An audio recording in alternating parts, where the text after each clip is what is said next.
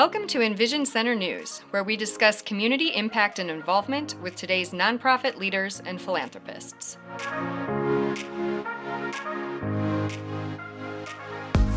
Hey Dig, thank you so much for joining us on the podcast. Before we get into specifics on all the awesome work you do within the nonprofit space, can you just tell us a little bit about you? What's your background? And, are you a local here and all that? What was your path? What's a local? Yes, Yeah, I know. yes. The definition of local. Yeah. That's a great question. I am a master of ricocheting. I have ricocheted around most of my adult life. I grew up on the East Coast. And then after college in the Midwest, kind of decided that I was going to spend a winter in the mountains. And I ended up in Colorado for a winter, and then 25 years later, I had a career in the ski industry, which was pretty funny. And so, because of that, at one point we were living abroad, my children and I, and wanted to move back to the United States, and was told to look at Schweitzer and Sandpoint as an option. Because you wanted to stay in the ski. Staying in the ski industry at that time. Yeah, exactly. And had never been to Sandpoint. I had no idea. I had lived in southern Idaho and worked for a resort down in the southern part of the state, but had no idea what Sandpoint or Schweitzer was. So applied for a job sight unseen. This is back in the days of Skype. We were, I was up in the attic of my old house trying to get a connection to apply for the job. Luckily landed the position at Schweitzer, and then we moved here in 2011. Okay. So we've been here about 14 years, and it was kind of hilarious because we had no idea where we were moving. I'd seen pictures on the internet and kind of Googled things, but got off the plane in Spokane and cried because I was like, what have I done? There are no mountains. This place doesn't look like a ski area. What have I done? And then drove up on a beautiful September evening and crossed the Long Bridge and was like, okay. It's the bridge. I think when you we're cross gonna be that here. bridge, Yeah. you're just like, oh my gosh, everybody's got yeah. a Long Bridge story. Mm-hmm. So that was amazing. And that was, as I said, about 14 years ago. So yeah, pretty fun. And then so I worked for Schweitzer for 10 years. And that was wonderful. I had the opportunity to be both working in the lodging department for a little while, and then for the marketing team, working as the marketing manager for 8 years before I made the shift, and am now the rural engagement manager for the Innovia Foundation, which is a nonprofit community foundation that serves the 20-county area around Spokane. And I get to be based in Sandpoint, so I get to stay here and work out of my kitchen, which is hilarious. And then my work sees me in Bonner County, Boundary County, and then also in Ferry, Stevens, and Pend Counties in Northeast Washington. Okay. So, and what made you want to make the leap? The or switch? The change? That's a great question. Kind of funnily, you talk about local. There's always in ski, there's always that discussion of, who belongs here, who's connected, what's community.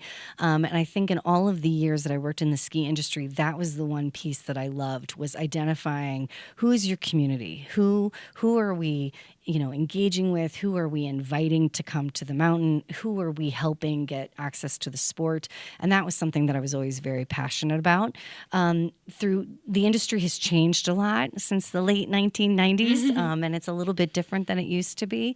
And I really, I felt, it sounds silly, but I felt a very strong pull to get back involved with my community. We went through a lot of things in our personal lives, and the people that we knew in Sandpoint really held us, my children and I, and really helped us through so much. And so I just had this kind of all right, how can I do more? And how can I really not just focus on my recreation community, which I love passionately, but the entire community, be it the schools or the sports teams or the counselors or the food bank, the variety of places and people who helped us along the lines. And so when this opportunity came up, I was so glad and grateful that I was able to get the position. So you already had it on your mind, I'm kind of keeping my feelers out kind of thing. Yeah. And then it popped up. It wasn't like it popped up and then you said, actually, I am I'm done. ready for a no, change. it was kind of, I think there's an evolution with folks, you, especially as I've gracefully aged, thinking a little differently about my priorities and where I'd like to give my time. It's one thing, you're compensated for your work, which is great, but you're also giving your time. And, if you spend the majority of your day at work, what does that work look like? And it, in my opinion, better be amazing, or you're missing your family life. And so, getting older and watching my kids get older, I became acutely aware of how critical that was. And I wanted to make sure that I was being a force for good. So, And the organization that you're with now is very like broad. It's a foundation, right? So you're able to support lots of different efforts, and you cover a huge geographical area. Absolutely. Which maybe that was the draw, or why not go into something nonprofit that was like directly related to skiing? Yeah, no, that's a skiing great or question. mountains I think that, that's always in the back of my head too. Like, I'm very involved as a volunteer. Like, I'm on the board of the Sandpoint Nordic Club. I help coach the Nordic kids, which is super fun. And I'm involved still with recreation and sport. I think the beautiful thing about a community foundation is, again, it gives you the opportunity to be a jack of all trades and not just a master of one. So I have a lot of passions and a lot of things that I feel very strongly about. And the community foundation really works to support a variety of needs, not just one need. I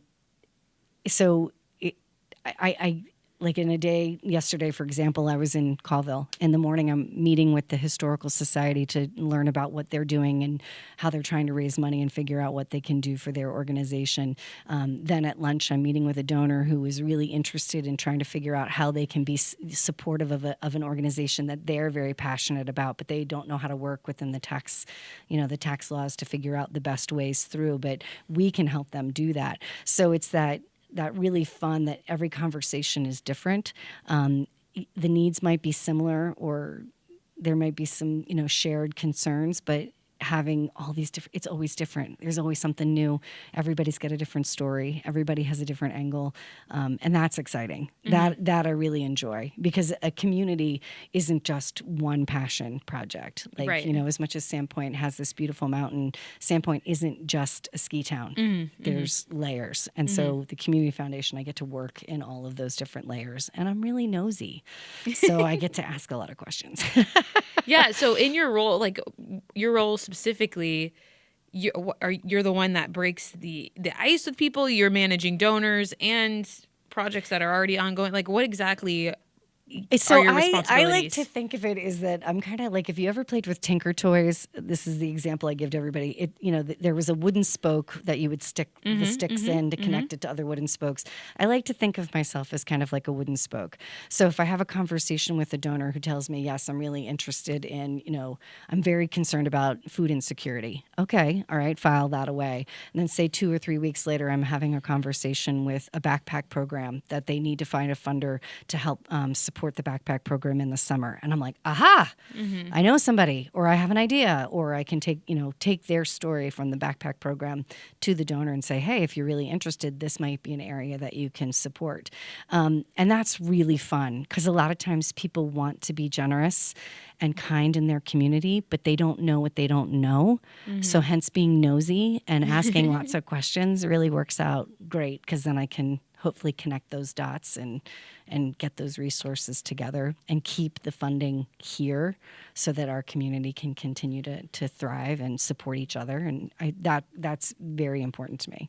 So it's kind of like what we do here in a sense, where Absolutely. you're banking those different orgs and opportunities and things, and then when people come through the door, we connect them to the right. Exactly. To the right. I look at the EnVision Center as being very much the boots on the ground, the practical conversation between human interaction this way. And I think the way that the foundation works is very similar, and it's more of the funding mechanism. Yeah. Like, how can we connect those dollars to make sure that those organizations exist to support the humans in our community? And so it's really, it takes all of us to figure it out. Everybody's so busy doing the heavy lifting with their work that if we can help as a foundation, help them figure out how to be sustainable or how to connect with the donor better so that they can keep doing their work, that's a win. So I love that connection. Yeah. Yeah, and the foundation is maybe distinct or a little bit different than some other foundations I've seen because you're so broad. You will fund health and human services, the arts. I mean, what? Correct. But most community foundations are pretty good about having a really wide, scope in terms of how they fund because it really is donor driven. I think, a lot of community foundations, there's several hundred in the United States, they're geographically defined. So there's the Idaho Community Foundation, which means they operate only in the state of Idaho. You'll have the Oregon Community Foundation, operates only in the state of Oregon. Innovia is a little bit fun in the sense that, it originated 50 years ago in Spokane. And grew as the region grew, and it incorporates those 20 counties around Spokane because these 20 counties, 10 in North Idaho, 10 in Eastern Washington, are so dependent on Spokane as our civic center that it just kind of grew from there. So as a community foundation, we cover the 2 states. So things can be a little different between Washington and Idaho, and sometimes that's tricky, but for the most part, it's, this geographical area kind of sits together pretty well. So yeah, you're right. Because I'm thinking about back to a community foundation that my mom sat on, nice. Board of, and they did fund different.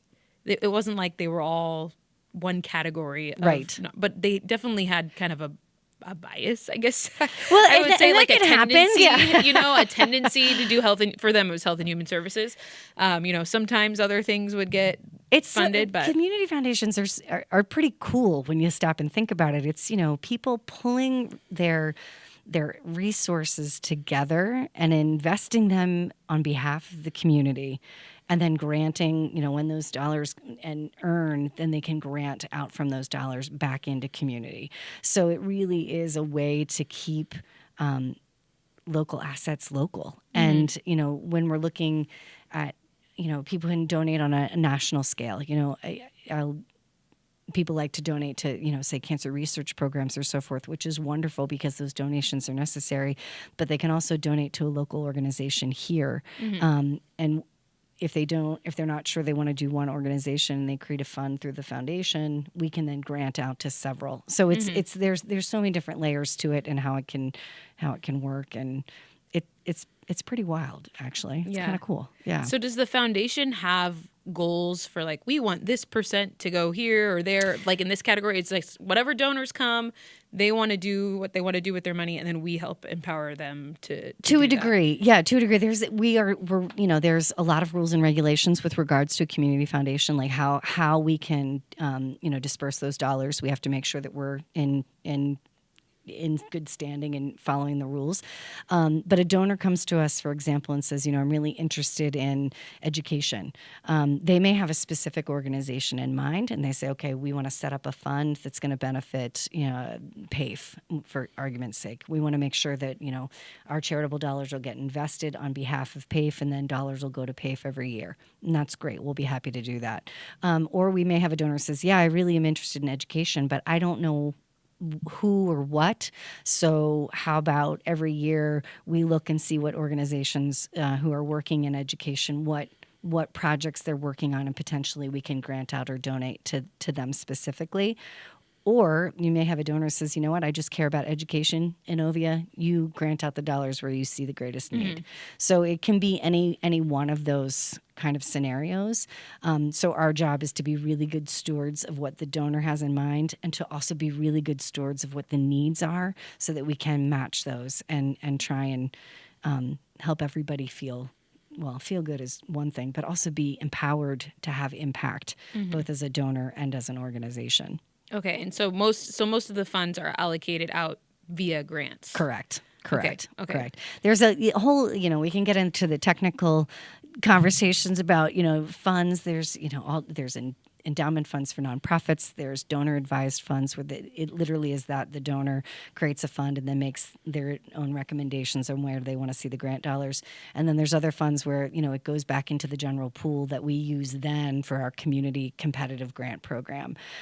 So there's kind of a variety of different ways to get the money back into community.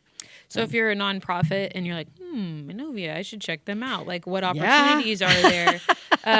What's the best? I mean, maybe an organization thinks they're too small or too big, or what's the range, and what's the best way for them to go about learning about the different grant opportunities? Yeah, absolutely. Well, and I think one of the things that we like to talk about with our nonprofit partners is that, grants are one type of funding. But if a nonprofit is dependent on grants, that can be scary because grants are fickle. And grants don't always happen. And you might get the same grant for 4 years and then somebody changes their mind and you don't know why. And so it can be a little fickle. So, having a good strategy about how you're going to use your grants for your funding is important. But I think the bigger piece that we as a foundation like to talk about with our nonprofit partners is how are you stewarding the donors that you have already who are coming to you directly and offering contributions? How are you managing that relationship? Are you helping those donors have a relationship with your organization? Are you helping those donors understand what they could be doing with their dollars to benefit your organization? Are you explaining to your donors what you could take as a donation? And that's where I think the foundation really steps in and can be like a big brother. You kind of do an education piece, right? Exactly. Exactly. That's great. What are your biggest needs as an organization? Oh my gosh. Just lots more donors. Lots more donors would be fabulous. I think it's just an educational awareness, community-wide, of what you can do. Like we hear it constantly, there's no money in North Idaho. And that's not true. People have appreciated assets that have value. The real estate market here is ridiculous. Right? So a house that you may have bought for $150,000 if you were lucky enough 7 years ago is now worth something stupid like $500,000, whatever. Yeah. So you have this appreciated asset. What are you going to do with that when you die? What's your plan? So the educational awareness is really key, and I would love more people to understand that, in your estate plan, you can say, hey, I'm taking care of the kids. They were kind of nice to me through my life, so I'll leave them something, but I also have the opportunity to leave 5% to an organization who's supported my kids and I, in our life here. So maybe we'll leave 5% to the EnVision Center because the EnVision Center can reach so many people. Or we adopted so many dogs from Better Together, so maybe we should leave 5% to the animal shelter. So, having that educational conversation so that people understand how they can be charitable in different ways than just cash. Is a huge piece. I think that's the greatest need, is just the awareness and understanding of what the foundation can do. I think also understanding that philanthropy is more than just dollars. It's time, it's effort, it's attention. So how can we as the community foundation empower people to be volunteers, to get involved with an organization, even if it's just once a year, but to participate in community. So that's a really, it's a small thing, but it makes a huge difference to our nonprofit partners. Can folks volunteer with Innovia, or do you route them to other nonprofits? So we have, for us, our volunteers, we have leadership councils, which are groups of people from each of our regions who, of the 20 counties, we kind of divide them up a little bit. They tend to be about a 13-member council of folks. So, for example, I live in Sandpoint, and I'm very comfortable speaking to what's happening here in Bonner County.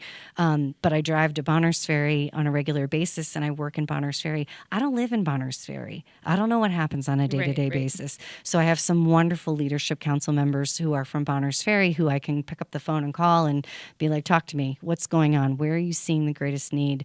You've met someone who's interested in figuring out how to be charitable. Then, getting me in touch with them. And so we're really dependent on those kind of volunteers to help us understand what's going on. We also have grant reviewers. when we do our competitive grants program, we want those applications reviewed by people who live in the areas where these organizations are operating, because it makes no sense for me to be like, well, that sounds great, but then you find out that Bobby Sue's actually not a really good ED and has been embezzling, and that's not good, right? Yeah. So we don't want to do that. So we want to really depend on that local knowledge through our grant review committees, our leadership councils. Those are pretty key. And then does Innovia do granting for organizations that aren't directly like human touching? So like an animal oriented one, or maybe an environmental nonprofit? Okay. Absolutely. Yeah. So for the beautiful thing for us in Bonner and Boundary County specifically is you have the competitive grants program from Innovia, which is open to any 501c3 in the 20 county region. Okay. And they can apply for, general operating dollars to specific project. Every year we do try to have a focus area to help us kind of guide some of those applications, because last year we had over $6 million in requests. We can only fund $1 million. Yeah. So we need some ways to guide that conversation. Yeah. So this year the grant focus will be on youth and youth development, which will help us kind of with those applications. Yeah. But Bonner and Boundary County also has the opportunity to apply for a local grant program through the Equinox Foundation. Equinox is a family that's based here in Bonner County who has been unbelievably generous and kind to our community over the years, and we get the honor to facilitate that process for them. So we accept applications to the Equinox grant program and then help figure out, through our grant review committee, how to award out those dollars from Equinox. And that's only available to Bonner and Boundary County projects. Again, and it can be animal welfare, it can be health and wellness, it can be quality of life, it can be economic vitality, it can be youth and education, arts and culture. We have about 5 pillar areas that we really try to kind of focus, but quality of life, that's one pillar, but that could cover anything, really, everything, right? So we try to keep it open, because usually we like to think of a 501c3 as in existence and it's doing good work, and they can speak to the work that they're doing. Then that's valid. Let's read the application and figure out what they're doing. Are there any other or any misconceptions about what Innovia does or what you can do or don't do? I think, I walk into a room, people are like, oh, Innovia's here. And I'm like, no. Like, I don't have dollars. I don't have a ton of money. I think the biggest misconception is that, a foundation, we work to gather resources together to use that corpus to earn more. But we don't, we're not flush that we can hand out a ton of money around the horn. So what we like to do is really encourage people to think about how they could partner with the foundation to bring in more resources so that we can have a bigger pot of funds to be able to grant out. I think that's the biggest misconception, is that, we have a $5 million project. I'm going to go call Innovia and get some funding. And it's like, I wish I had that opportunity. So do you have an example of a way that a nonprofit has come and partnered with you in that way and it's worked really well?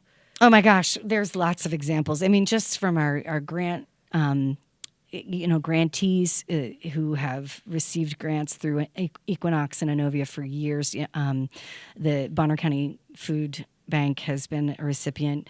PAFE is a wonderful example. They set up an endowment fund with us a gazillion years ago, and now that endowment is big enough that the distribution that comes off of that endowment, because the endowment, it's funds that are invested specifically on behalf of that nonprofit. So the money that it's earned over the years is now helping pay for staffing, so that any grant dollars they get in can go for programming. Because a lot of times for nonprofits, nobody likes to fund the idea of paying for lights, right, or staff. We run for into some that all reason the isn't time. exciting, and EnVision, it's really frustrating because you can't run a program without the person. So endowment funds are often created to help cover that general operating expense, and then they can request grant funding for the program because they've got operating covered through their endowment. So that's been a success for several of our organizations that we work with. The Canada has an endowment with us. The Festival at Sandpoint has an endowment. Music Conservatory of Sandpoint. PAFE, as I mentioned. GROW, Organic Gardeners in Boundary County. Just those are the ones off the top of my head. And there's more, but and Priest River Advocates for Women. And it's been really nice because getting those endowments in place, the work isn't going away. So the endowment is in place for, perpetuity, and it can earn, and then they can count on those dollars. So they know, okay, we're going to get this at least to help cover It's what a we way need. to not be so reliant on grants. Correct. Well, yeah, which is good. Yeah, very good. Do you have any upcoming events or maybe educational stuff that's coming up that you want to shout out? Yes, we do. So March 17th is our Thriving Community Summit in Spokane. That's St. Patrick's Day. Luck of the Irish will be at the conference, and it's a great opportunity. We've got a wonderful speaker whose name escapes me, of course. He wrote a book called 13 Ways to Kill a Community. It is a fabulous read because, for example, the book talks about if you want to kill your community, don't take care of your downtown, because if you don't take care of your downtown, it's going to look terrible. Nobody's going to want to be there.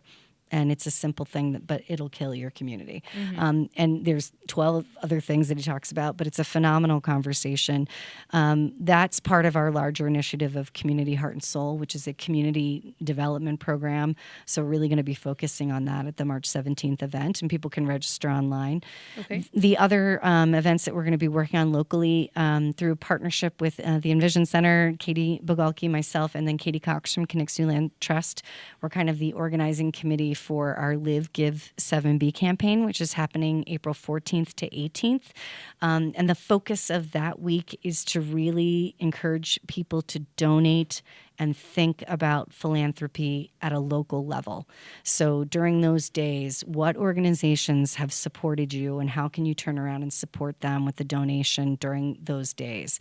But also thinking about what businesses and what organizations that may be outside of the nonprofit sector have been supportive for you in your life here in Sandpoint. Like if it's Northwest Auto Body because you've hit 3 deer and they've always been there to fix your car, how about a thank you, And so we really want to encourage people during the 14th, the 18th of April to think about what it is that makes this place, this county, our home. Why do we choose to live here?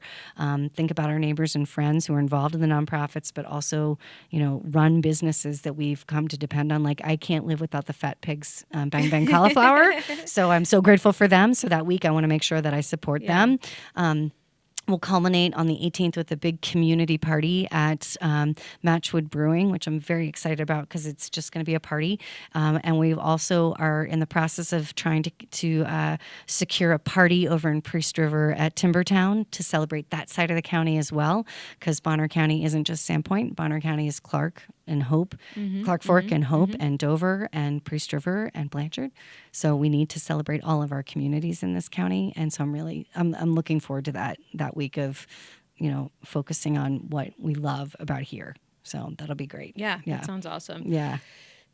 I'm going to pick your brain here a little bit, since you do deal with such a wide range of nonprofits and you kind of have your, I feel like you've got your eyes and ears on everything. Kind of like I'm nosy. Yeah, like you keep saying, I'm nosy, like we do at the EnVision Center. Whereas other nonprofits might work with a few others, right? But most people's, their scope tends to be a little bit more narrow. But, we talk about here at the EnVision Center having this dream of being a nonprofit hub where everyone's working together and it's less competitive, more collaborative, because there are just so many nonprofits in this area in both Bonner and Boundary County. And sometimes we even say, maybe we don't need as many maybe some of these nonprofits that are kind of working to the same ends could merge, or, it's not like we're getting rid of people that are involved in that work, but they come under one roof instead of 2 or 3 or even 4 in some cases. Do you have thoughts about that? Do you look out and go, dang, there's a lot out here and we could be a little bit more efficient with? Yes, I do. And I think in the beginning, when I first started my role with Innovia, that was definitely the perception that I had. I was like, oh my God, there's so many nonprofits in this community. We started a executive director the collaboration meeting that happens once a month. Any executive director from any registered 501c3 in Bonner County, Boundary County, wherever, if they can make it, they're welcome to come.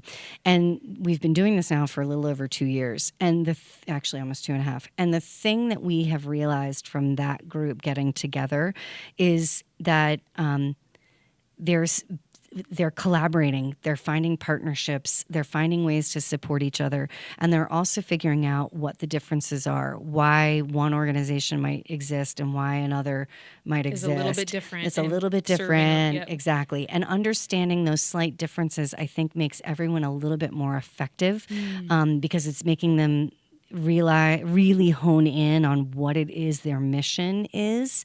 So that ED Collab I'm so proud of that group. They're the ones who came up with the Live, Give, 7B campaign. They're the ones who have been working tirelessly to figure out how to partner better. And that group we have faith-based organizations, we have arts and culture, we've got the sports and recreation groups, and it's a hodgepodge and a true reflection of who we are as a county. And so getting everybody in the same room at least once a month has just been unbelievably beneficial. Figuring out ways for them to partner and fundraise differently has also been really good, because there was always this misconception that, well, if I have a gala, I'm going to steal donors from somebody else, or, I don't want to share my information because you're going to take my donors, or I'm going to lose my funding because they're going to, somebody's going to learn about you and want to go help you and not help me. But the reality is, I'm sure that you have multiple things that you care about. Yeah. I have multiple things that I care about. So I can easily participate in a variety of nonprofits without being exclusive of them. So those conversations, we're realizing that we share donors. We have donors who love the animal shelter, but who also are huge fans of the food bank, and then who also might love the Yellow Room. Yeah. So you have this, okay, fantastic. So if we're sharing donors, how can we as a nonprofit community have a better conversation with that donor so that they can be more strategic in how they give? And if that means they work through the Community Foundation to fund each of these organizations, or the donor understands how they can fund each organization individually, fantastic. I mean, then it's a win-win for everybody. And that's been wonderful. Wonderful. We may have a lot of nonprofits in the community. Don't go start a new nonprofit without, doing some research. But a lot of them really have specific reason for existing, and figuring out how to collaborate through that has been really good. Really, really good. Well, awesome. I feel like we covered a lot. We did. I talk a lot too. Is there anything? No, I love these. This is an easy conversation. Is there anything that we didn't get at? Something that you want to make sure listeners know about the organization? Yeah. What you do? Well, again, just that community foundations. We're here as a resource. We don't earn anything from this. My role is actually grant funded, which is pretty funny. That is hilarious. Yeah. We don't want to depend on grants. Come on, but where's your endowment? I know, right? Wait. Well, yeah. We've got the Dig endowment. I would love that. But so that we when I try to talk to professional advisors, or go talk to wealth advisors, or estate planning attorneys, we don't, as a foundation, we don't necessarily gain anything from it except for sharing this knowledge of how to make sure that their clients can be empowered to be philanthropic locally. There are fund fees, but they're usually between 1% and 2% of the value of the fund. So it's not that the foundations aren't doing this to make money. We're doing this to really pull these resources together and then invest them on behalf of the nonprofit community or behalf of the donor, and then get those dollars back into the community. And that's what we do. And it's super simple. It can get really complex, but it doesn't need to be. And if anyone has any questions, or they're curious about, I have this weird collection of art, and it might be worth something, and I'd love to donate it, get in touch with the foundation. Let us help. And that's where we take a lot of the pressure off our nonprofit partners too, because, a small nonprofit has a donor and comes to them and says, okay, yeah, I have a piece of property I want to donate to you. Sounds great. Cool. Yeah. But it could be a Superfund site. Yeah. And then if they accept that donation, then they, it's going to be costing the organization more than the donation would have been worth. Yeah. So, that's where we can step in and help, and let us do the due diligence, and let us figure out if that donation really is good and not a poison chalice, and help make that a success story for both the donor and for the organization. And that's what we do. We just kind of help. Yeah, you're a great mediator, great knowledge base, education. Yeah, it's super fun. Yeah, it does. It sounds like a pretty exciting, fun job. And we thank you for the work that you're doing, and I know the EnVision Center benefits from it, and obviously our community does at large. So thank you for everything that you do. Well, you are welcome. Everybody else is doing the heavy lifting. I just get to have a lot of coffee and conversation, and if it can help impact, have impact in our community, then it's worth it. So, It is. It definitely is. Thanks, Dig. you're welcome. Thanks for listening to today's episode. For more information, you can go to crecIdaho.com. Please like, share, and subscribe. We'll see you again soon.